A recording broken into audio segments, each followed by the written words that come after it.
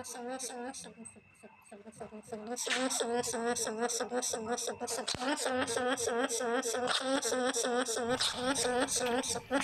আকবর ভাই, আরে দিলে তো কুহাড়া লাগায়া আরে তো তোমার কুফা ফালায়া যাও কই হেটা কও। বেলতে কেমন অবস্থা কই যাইতাছি ভেজ দেখে কেমনে বুঝমু কও না কই যাইতাছ। বাঘ ফেরতাম বাঘ বাঘ মারবা? হ্যাঁ, এই অস্ত্রতে বাঘ মারবা? তুই এইটা দেখছস ওরে বাপ রে। আচ্ছা যাও যাও ভাই ভাই শিকার করো গে, তুমি যাও, আমি আজকে বাঘ দেখবো বইছি, যাও শিকার করে লই। লোকটা কি সত্যি সত্যি বাঘ শিকার করতে গেল গা নাকি? আচ্ছা শিকার করে তো এদিক দিয়ে আইবো, বই এখন দেখি কি করে।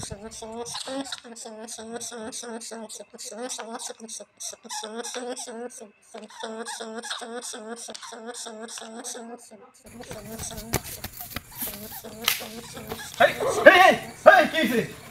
এই কি হলো? আরে এই কি হইছে? আরে তুই উঠা দে, তোমার হাতে দেখাম তুমি বাঘ শিকার করতে গেলা। কি হইছে? আরে কি হইছে তুমি কোন না শুনি? এই মাত্র দেখলাম তুমি বাঘ শিকার করতে গেলা। কি কি কি কি কি হইছে? আমার একটু পানি খাওয়া পানি তুমি বল, এক মিনিট পানি লইতেছি। এই সব বলাস এক পৌঁছে ধর, পানি লইছি, পানি খাও পানি খাও। আরে এটা দে হাই হাই রে,